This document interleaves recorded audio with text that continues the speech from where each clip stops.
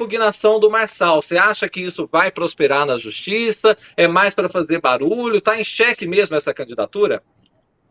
Eu não acredito não, Afonso. Acho que isso aí está... Primeiro, é uma briga interna deles. E segundo,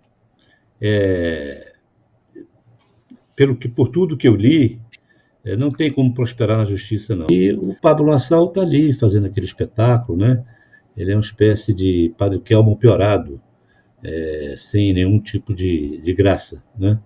Então, acho que para as eleições não fará grande diferença, né? O PRTB é um partido que, desde sua fundação, foi um partido voltado para os interesses do seu fundador, o Levi Fidelix. Muito tempo foi chamado de partido de aluguel, é um daqueles partidos, daquelas legendas que sempre se serviram da política, jamais serviram à política, né? E sem o seu fundador, virou essa coisa interna aí, parece que o nome do presidente, o sobrenome é Avalanche, ou alguma coisa assim, né? Então, eu realmente não levo a sério. Há esse problema no PRTB e ele vai ter que administrar isso, a justiça vai ter que dar uma resposta e ele mobiliza muitas pessoas, como a gente vê aqui no chat, muitas pessoas inclusive apoiando o Pablo Marçal, e ele já tem um histórico, não é, desde ser candidato a deputado federal e por questões também com a justiça não pôde, de fato, assumir o cargo. Então é um ponto de atenção nessa disputa em São Paulo, porque ele fora ou dentro do jogo, muda muito para os outros candidatos, né? O Pablo Marçal, eu penso um pouquinho diferente do Bosco, sabe? Eu não sei se essa história do partido vai terminar bem para o Marçal, porque o Bosco falou muito bem. É um partido de aluguel, acho que a maior vitória do PRTB foi indicar o Hamilton Mourão em 2018 como vice do Bolsonaro. Ele era do PRTB, se eu não me engano. Essa foi a maior expressão do partido, né? Tirando, assim, com a história mais recente, né? A gente teve história ali durante a abertura democrática, mas não veio o caso. Mas esse racha dentro do partido, ele não é de hoje, né? Ele é de antes do lançamento da candidatura do Pablo Marçal. Eu acho que justamente por ser um partido de aluguel, por ter tantos interesses fisiológicos no meio dele, aí o Hans vai poder falar muito melhor do que eu, mas eu não sei se essa história pode acabar bem, não, sabe? Porque não tem uma liderança forte ali dentro, né?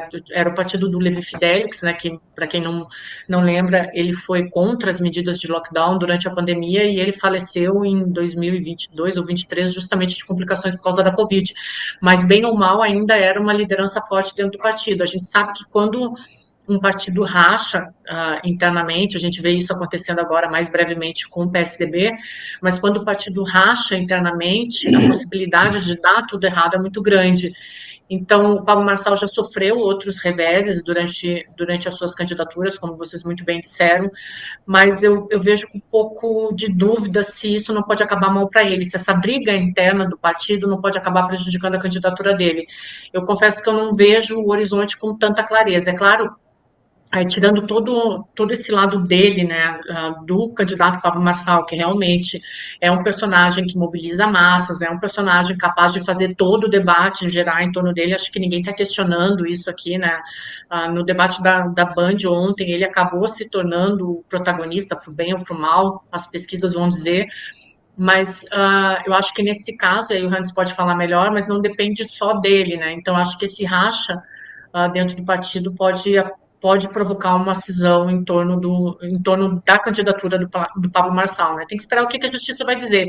Aqueles que defendem a permanência dele na disputa eleitoral estão falando que não teve nada de errado na convenção do Pablo Marçal, que foi uma convenção legítima, e a direção está brigando, dizendo que não foi consultado o Diretório Nacional, né?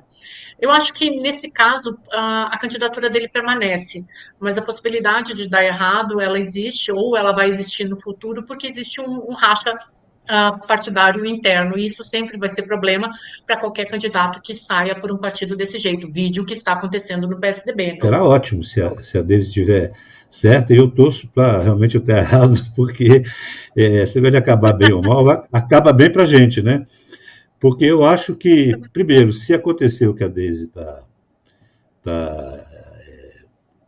imaginando que possa acontecer, primeiro vai ser uma coisa que nós saudarmos, porque terá sido uma justiça eleitoral que finalmente terá cuidado de aspectos mais importantes no contexto, quer dizer, a legitimidade do candidato, né, enfim.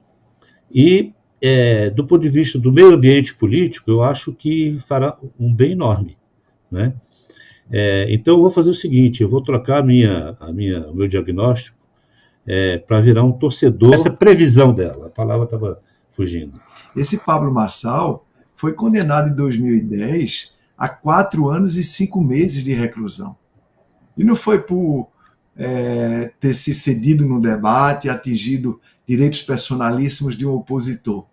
Ele foi condenado por crime de furto qualificado, e não foi por um juiz manipulado, foi por um juiz federal, lá do estado de Goiás. A acusação pela qual ele foi condenado em primeira instância a um grupo, associação criminosa para fraudar uma instituição financeira. Depois, ele era muito jovem e o prazo de prescrição para menores de 21 é reduzido à metade, e aí, na segunda instância, no Tribunal Regional Federal da Primeira Região, o Pablo Marçal teve aquela pena de reclusão de 4 anos e 5 meses da primeira instância da Justiça Federal, teve decretada a prescrição. Então, ele não foi absolvido porque o Tribunal Regional Federal chegou à conclusão que ele não tinha autoria no crime ou que houve um julgamento errado. Ele foi absolvido pela prescrição, é bom lembrar isso. Então, esse sujeito agora quer governar a maior cidade do Brasil. Eu acho também que, do ponto de vista dessas formalidades, as formalidades precisam ser respeitadas, mas nem sempre elas vão ser acolhidas pelo tribunal, né? Inclusive, a Justiça Eleitoral tem um certo receio de retirar da competição um candidato que está aparecendo com um índice elevado nas pesquisas de opinião, né? Ele já aparece com 14% ao lado do Zé Luiz da Atena. Então, tem os dois que estão liderando, o Ricardo Nunes e o Guilherme Boulos, com 23% e 22% na pesquisa do Datafolha, mas o Pablo Marçal aparece junto com o Datena, com 14%. Então, isso, embora os juízes não reconheçam, isso termina influindo na decisão. O que é preocupante é que sempre agora no Brasil, com essa polarização, com esses tempos que vivemos dos algoritmos dizendo a cada eleitor o que é que ele vai ver na sua telinha, fica um espaço muito grande para esse tipo de discurso, né? E não é só no Brasil, todos nós sabemos, é no mundo inteiro.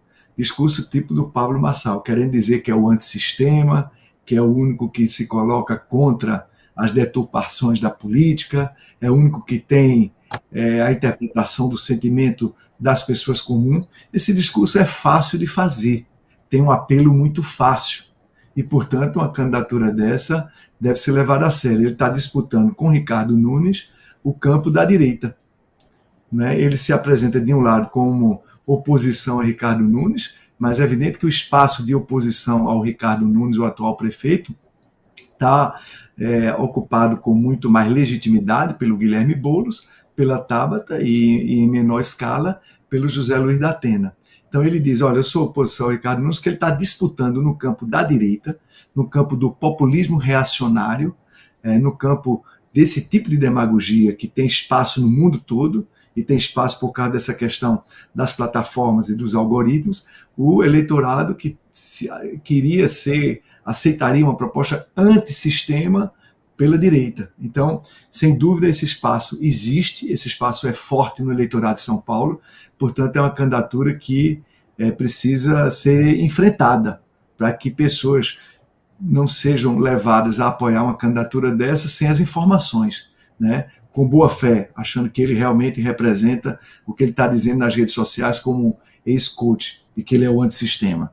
Eu acho que a coisa mais sistema que tem num sistema deteriorado como o brasileiro é o sujeito já entrar na vida pública com acusações ou com condenações de primeira instância da Justiça Federal, que tende a ser uma justiça séria, uma justiça menos permeável a certas influências extrajurídicas ou metajurídicas, e ele já vem à cena pública com uma condenação por furto, por associação criminosa para furtar, para cometer uma fraude contra o sistema financeiro. Um candidato desse preocupa quem quer democracia, quer espírito republicano e quem quer ética na coisa pública.